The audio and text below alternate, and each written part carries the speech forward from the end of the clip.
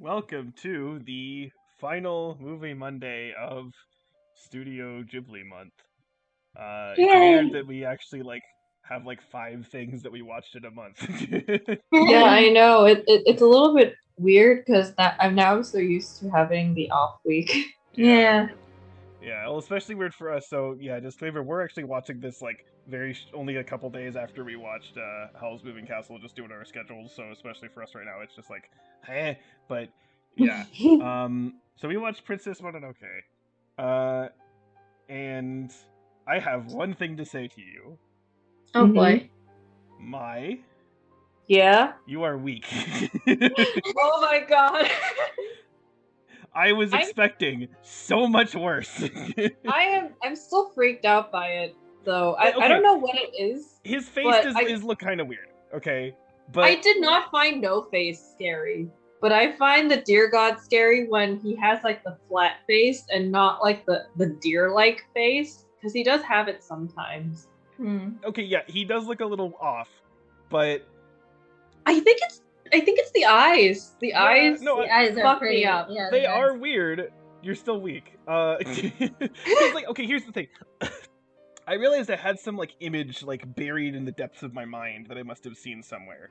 Oh, so And you've seen it before? no, I don't think I've seen the movie before, but I've seen a scene or a screenshot or something. And Probably. Probably that in like an AMV or I something. don't remember. But what the image was is what happened to Okoto. Okay. Oh, And so I thought that was what you were talking about. no. And because in my head I was like, I don't remember that being a deer, but okay, I guess I'm remembering it wrong. And then when it was actually happening, I was like, okay, this is like buried in the depths of my mind, but that's not what I was talking about. So then I was like, okay, so maybe mine's just a wuss. But then I was seeing how the movie was going, and I'm like, something's gonna happen, and it's gonna turn into something. And I was right, but it was still something where it was actually very No Face s to be honest, kind of how that goes down a little to some degree, visually Hmm. anyway. And again, like it's kind of freaky, but I don't know. I'm I fine. expected so much worse. It's weird because I'm fine with the Nightwalker form of it because it just looks like a kaiju. When I mean, I guess it is a kaiju, but the base deer form it freaks me out. I feel like this is a Wallace and Gromit moment for me. I guess so. Yeah. Yeah, yeah. It is kind of like okay. I'm sure we're all missing something for this movie because I know there's has to be like a lot of like symbolism with Japanese mythology. That's like definitely has to be a thing in this movie. That I'm sure we're missing to some degree. The only thing I know is like the Kodama, and that's even I don't even know them that well. I just know of them. Oh, the Kodama? I didn't actually realize that they were an Yeah, actual yeah. mythological. Okay, I didn't So know that. that's what I'm saying. I know we're missing a layer here that we just Yeah. don't know Yeah.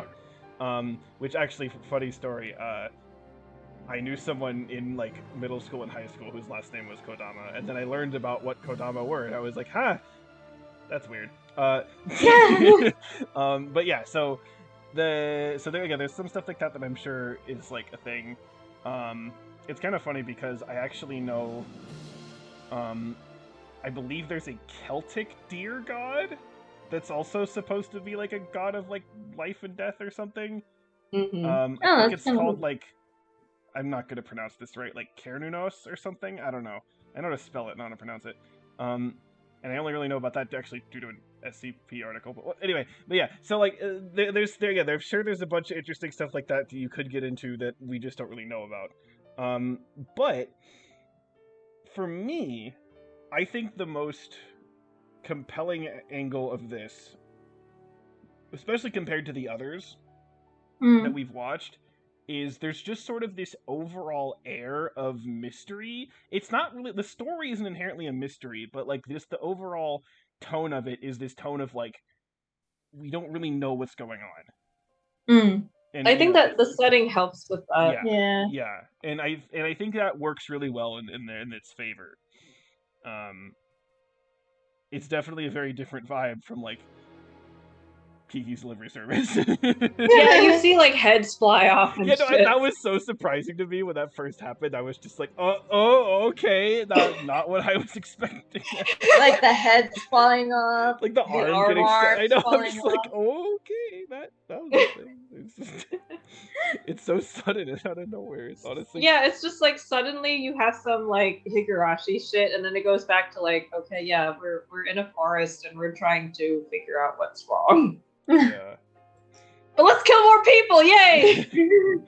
Yeah. So I don't know. It's this is one of those that I find like it's also like hard for me to talk about it because I'm not really sure what angle to get at it. Visually, it is very stunning, Mhm. Yeah. as usual. Oh, the thing I noticed specifically about this that I noticed compared to other stuff is I feel like the actual like animation of the characters is like really smooth. Yeah. Because a lot And they of have a lot of action scenes too. like I feel like a Yeah. lot of anime it has like they utilize like still frames and stuff like that, or like, you know, they kind of like they almost have like an illusion of movement a lot of the Mhm. time. I don't know how to explain it. I'm sure like there's people on YouTube I'm sure have made videos about this. Like I know that like comic books do this kind of, where like they obviously have a still drawing, but like looking at it you feel like there's movement in that still drawing, and I feel like Yeah. anime does that a lot. Where this doesn't. You see it. It's very smooth in terms of what's moving and what's going on, and I feel like that's kind of different from even stuff like more modern stuff. I Which is think impressive. the best representation of how you can see like the different movements and how much care and detail they put into it is there are various animals in this film. Oh yeah. Mhm. But each animal has its own type of gait and Yeah. stuff like that. Like Yeah. you see Yakul as an elk and he's like leaping and everything. Mhm. While you have horses and boars and wolves and stuff, but they each have different gaits and they each are like drawn and animated in a very specific way that is unique to that species and stuff like that. And then there's like things like with the Kodama, there's also the action scenes, which there are like so many like people and animals in each frame, and all of them are moving like most of the time, and I'm just like, how? Yeah. Yeah, and there are some things that are like one thing that really stood out to me was near the end with the like hunters who are like using the boars. Mhm. That movement is like it's like uncannily smooth. Yeah. And like that's the point, obviously, but like again, it's using like the movement because like it's saying that like you can tell something's wrong just from how they're moving, like immediately. Yeah. Right. So, yeah, that's very well. It's stuff like that that's very well done. Because you're just like that's really eerie. I don't like it. I do not like that at all. Like it's to the point where I was like, man, I kind of wish they were like zombie boars. No, I thought that's what they were gonna do. That's what they were doing at first. And then it's like more fucked up that like the humans are using the boar skins and blood. Yeah. Because especially because I think the wolf says earlier, was it the wolf? Someone says like, you know, something's coming, it's not human or animal, and then it shows I the think boars. it was the apes, yeah. No, I know, but it showed the boars then, and I was like, wait a minute, Oh. So yeah, that's what I thought they were going for, but you know, yeah, it was the apes, so I get it, but it was still just kind of like, oh. But, you know, I mean, the fact that I legitimately thought that was like a reasonable idea, you know, says a lot for what they were going for.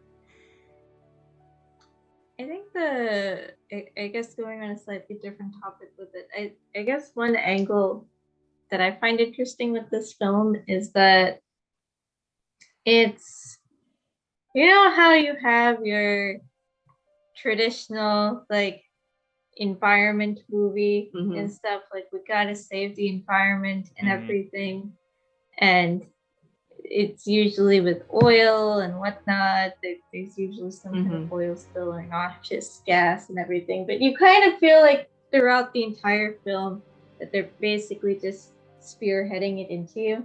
Not that you should save the environment and care about the environment, but that usually it's basically a whole ad essentially. Yeah. Here, they kind of do a play-by-play of which it's kind of like, yeah, we should save the environment. Here's how badly that can go, essentially. Yeah. I mean, Now, like, literally having the environment rise up and, try to murder you. Yeah. So, yeah.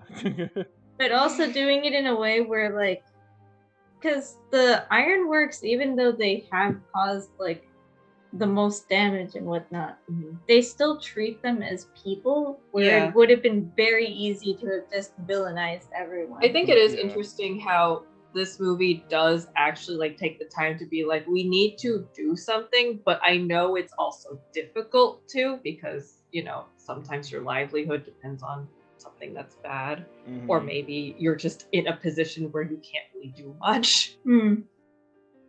So it's kind of like like the only people that I think you could argue are the main villains, bounty hunters. The bounty hunters. Very obvious. And the guys who just wanted to take the head to the emperor and whatnot. But the ironworks, it's kind of like, yeah, they cause the most damage, and yeah, they cause the curse that affects Ashitaka and everything.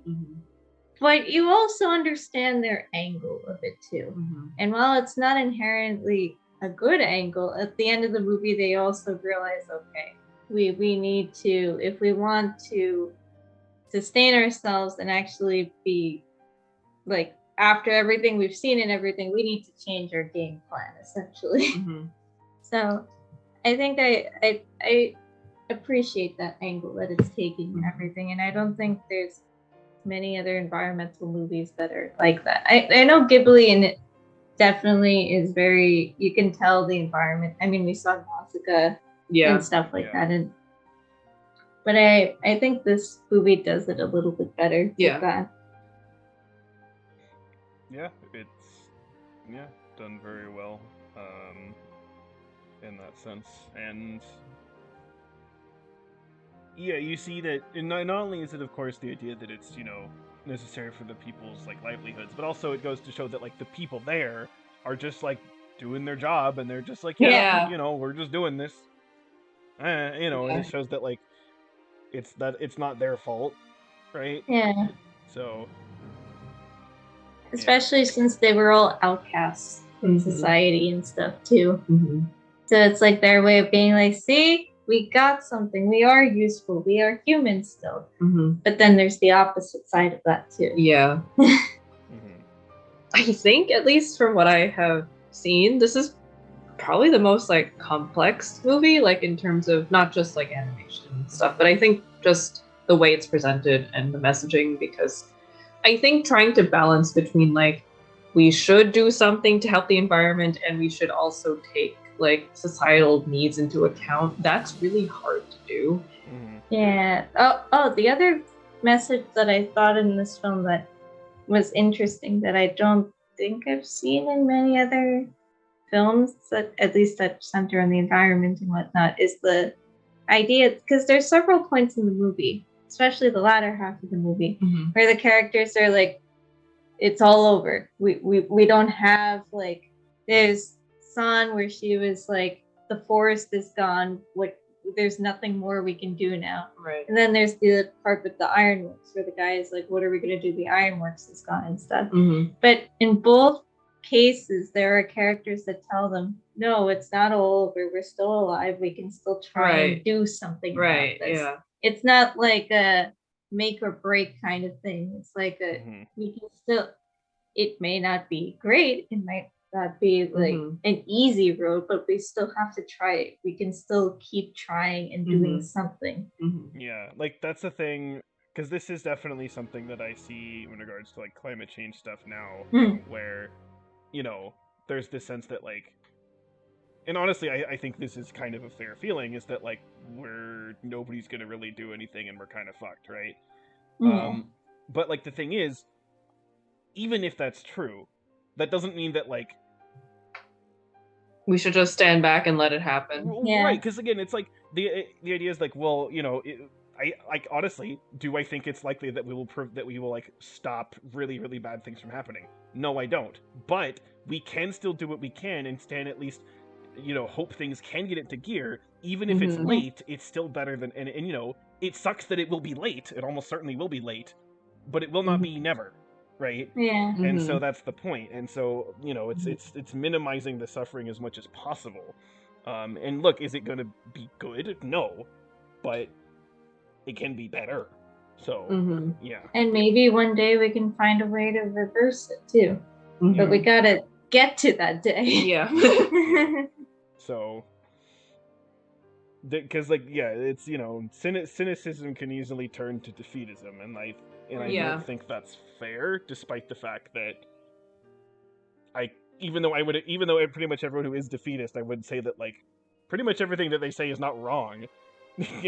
But it's there's this idea of a threshold and sort of a point which we don't want to cross. But it's even if we cross that doesn't mean that, okay, therefore no matter what we do, everybody is going to die no matter what. It's that's not fair. That's not accurate either. So yeah, and I feel that's kind of related to this. And obviously, because this was when was this made? 89? No. I don't know. I don't remember. I'm pretty sure it's 80s. Or no, I think it's early 90s. I'll look it up.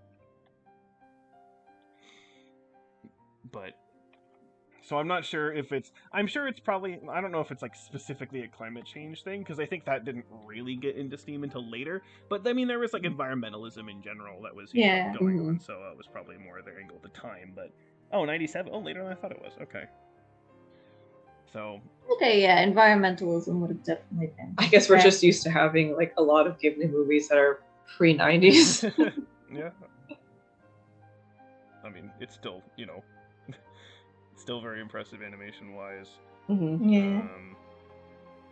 So yeah, and I think this movie, especially less than the last few movies, the focus is less on the specific characters themselves. Yeah, it's more on the environment and stuff. Yeah. Because you don't really learn too much about San or Ashitaka as opposed to Hal or Sophie or Kiki, or actually we're still not completely sure with Marnie. And then Pazu and Sheeta and stuff. It's definitely not a character focused movie. Yeah. It's definitely more of a wide scale. Here's an event in time, and we're gonna follow a couple of people who went through this weird event that happened. Yeah. Yeah, and it just reminded me. I meant to say something about Howl's Moving Castle, but I forgot to. It's that I was gonna say that Howl himself is basically a gender bent manic pixie dream girl.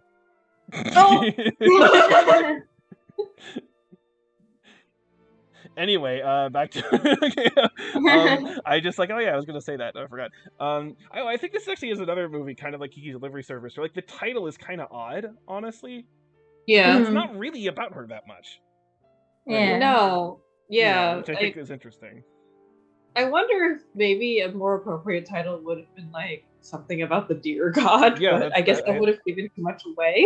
I'm not sure. I mean, I feel I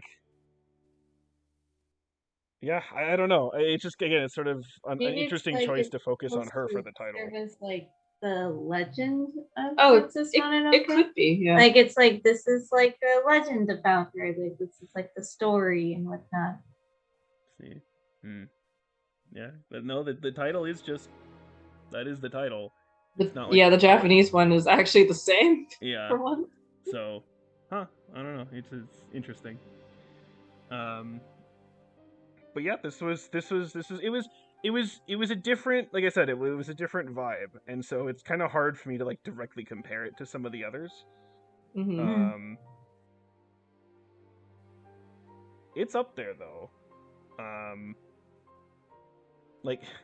Right now, okay, because I'm thinking if I was to compare, the 5 that we have seen here, I'm okay, so I guess here we can do some. Does anyone have any specific comments about the movie, or should we kind of think about comparing stuff? We can go to ratings, yeah. Okay. Well, should we do ratings or comparing the 5 first? I feel like we should do ratings Yeah, first. we should I don't do know. ratings first. Probably. Okay. I'm going to solidly give this a 9. Yeah, I'll probably also give it a 9. I really, really like this movie, but like it's hard for me to watch certain parts because of the dear God. I'll probably give this a 10. Like it's very thought provoking for me, and I do enjoy watching. Oh Yeah. wait, I forgot to mention the part of the movie where my brother came in and then immediately walked away. Did it have anything to do with the dear God? No, actually. Oh. Was it the thing with Okoto? Yeah, it was actually the thing with Okoto Yeah. he walked in where like the little like the people boar skins were like coming up to him and everything and like running with him and stuff. He saw the worms coming out of his mouth and like Mononoke's leg being there, and he was like, he didn't say anything. He just turned around and walked away. Honestly, I think that was an appropriate reaction. It is a very appropriate reaction. I feel bad for your brother. Yeah. Okay. Oh my goodness. Yeah. Okay. So in terms of these 5 that we've seen, I think we can all agree on which one we like the least. Yeah, I think that's pretty obvious. Yeah. And then, but then from there though, I'm curious to see. I think we might all be a bit different with the others. I don't know. I mean, do you want to do bottom to top? I guess that makes sense. Okay. I think for me, Marnie's at the bottom. Yeah, Marnie is at the bottom. Yeah, and then after that, I would say Howl's is next. There's definitely a noticeable jump up to get to Howl's Castle. But yeah, as I mentioned the last time, there were a few things where I was just like, but yeah, again, still quite solid overall. And then I think I would say Castle in the Sky. But then in terms of again, Kiki's Livery Service and Princess Mononoke are so different. I'm like, I don't know if I could pick in that case. I literally don't think I can do it. So I don't know. Maybe I would be curious to maybe watch the dub. For Mononoke? For both of them, to be honest, just to see if that might sway my opinion a little bit. Just because I know, a lot of people talk about the sub is like, superior and things. And a lot of times the voice acting in a sense usually is. But to me, there's two things. One is just because of my vision when I see subtitles, I kind of have to focus on the subtitles, so I often miss a bit what's happening actually on the screen. But also, I tend to feel like I kind of feel like there's a bit of an emotional disconnect when it's not English. And like, so I'm wondering if I watch them in English, maybe I connect with specific things a bit more than I would otherwise, or maybe not. I don't know. Maybe the voice acting just isn't very good and it kind of takes me out of it. I don't know. But I'd be curious to see if that would help make a decision a little bit more easily. Because right now, between those two, I really don't know what I would say. Okay, so this is actually going to be really hard for me. Yeah, a lot of them are very close together. Marnie is at the bottom. Again, there's no contestant for that. I can't honestly rank the other, because all of them are like movies that I have seen like multiple times and stuff like that, which I feel like already goes to like say a lot about them. And stuff like that, which is weird because I don't think I have that with like others. Like if you told me rank all the Disney movies that we saw in the 90s, or like rank all the Pixar movies we saw, I feel like I would have a little bit of an easier time. Like I would be like, oh yeah, Lion King is at the top, like no questions asked. That was the one that like spoke to me the most, and my grandpa hates that movie because I've watched it so many times, so that already speaks a lot for that. But like for these, I feel like I get different things from each movie Right. that like makes me want to think about them and stuff. Yeah, Like, definitely. yeah, where it, like Castle in the Sky, Mononoke, they're great like environmental. Like you get so much world building out of it, and you also learn like so much about it and stuff. Obviously, Castle in the Sky is a more character driven thing than Princess Mononoke. So in that, you already get two different things from it. And then Kiki's Delivery Service is like a snapshot about this girl who basically knows how to fly, and that's like something that everyone, like most everyone wants. They're like, oh my god, you can fly, that's great. But it also goes into like the whole like getting a creative block and everything like that.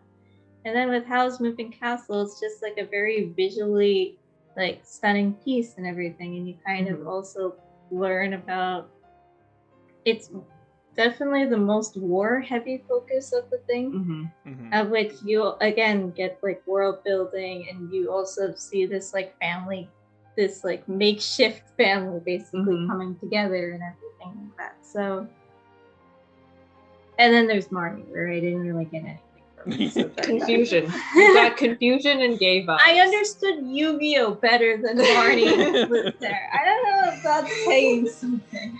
And Yu-Gi-Oh had a pyramid of light thing going on.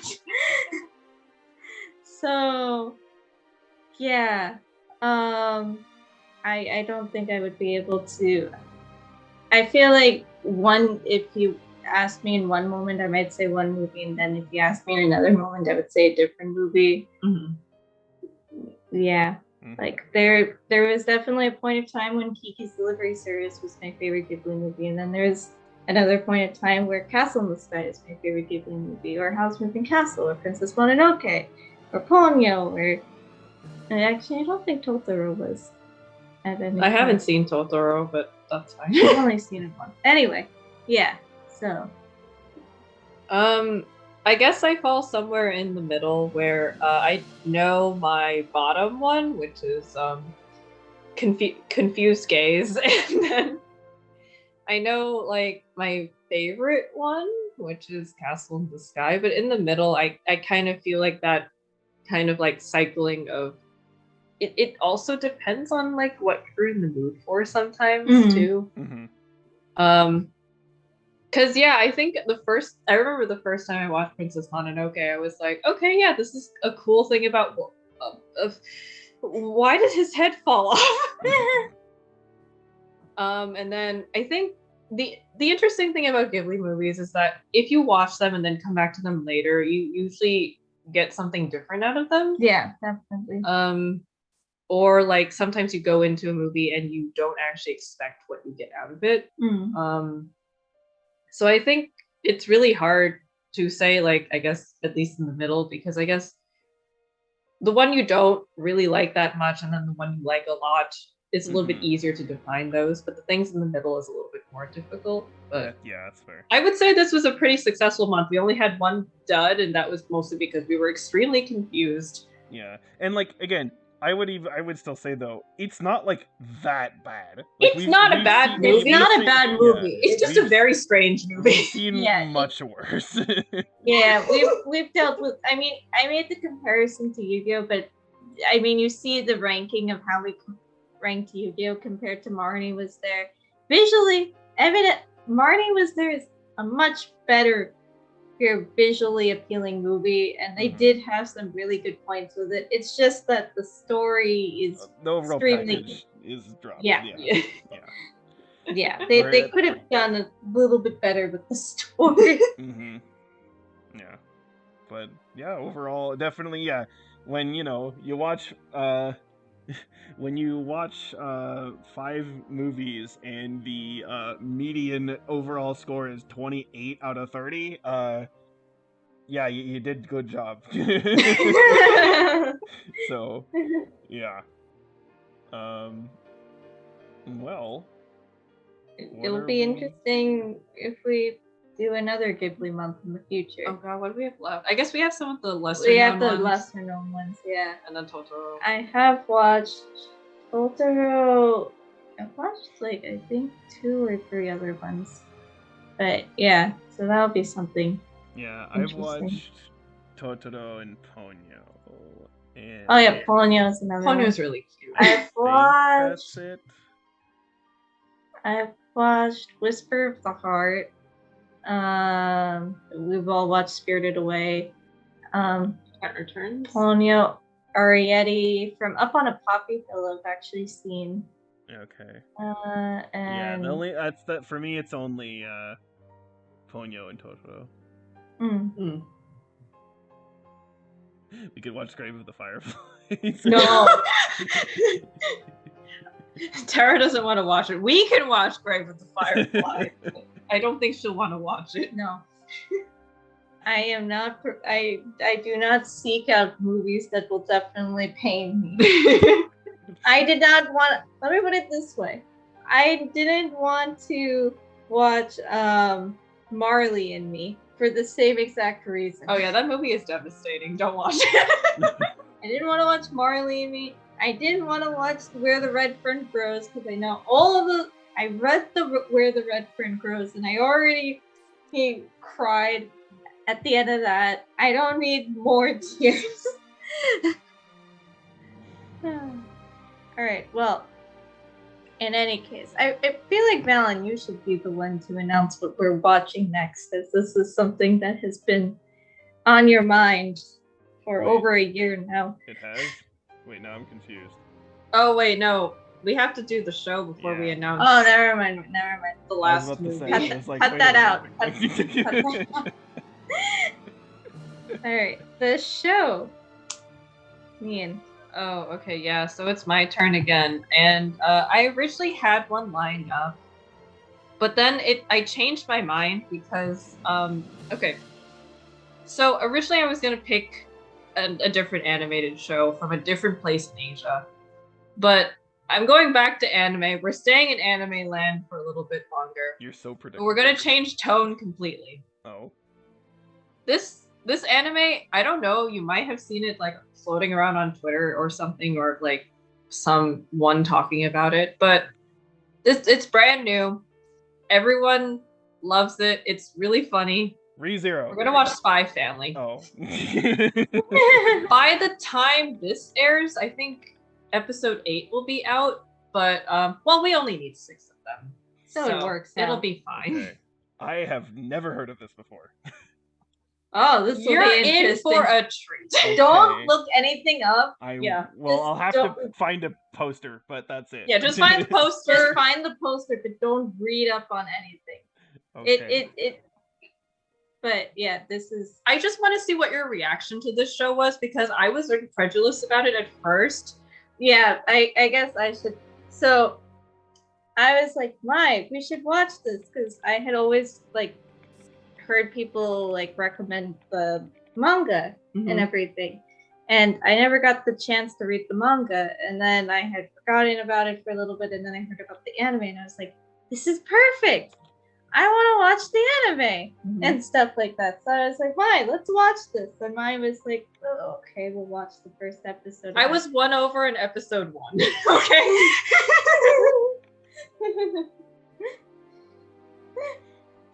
So yeah, we'll watch Spy Family, and we'll see if Valen also falls into the Spy Family hole. Yeah. Okay. Okay. Yeah. All right. Never heard of this. I've absolutely no idea what to expect. But... yeah, go in with no expectations. Okay. That's better. Okay. Yeah, that's better. Yeah. It's honestly the fact that you were like, oh, you see this Twitter. Honestly, I've like kind of stopped using Twitter. I use it. I post stuff on it. Like I share the videos and stuff. Good. That's kind of it. Largely because like Twitter keeps insisting about like showing me things that I'm not following, and I'm just like, piss off, I don't care. So oh yeah, no, it does that. All I want to see is the tweets of the people I'm following in chronological order, and it literally doesn't do that anymore. So then I'm like, what's the point? Valen, I think we just have to go back to Tumblr. No, you can't drag me back. I'll drag you back to Maple Story instead. You were on Tumblr? Yeah, a little bit. I didn't do much. I only followed like I don't know, 5 people. I'm gonna drag it back to Maple Story though. It's fine. We shall see. All right. Well, with that interesting conclusion to Ghibli Month, goodbye, everyone. Bye.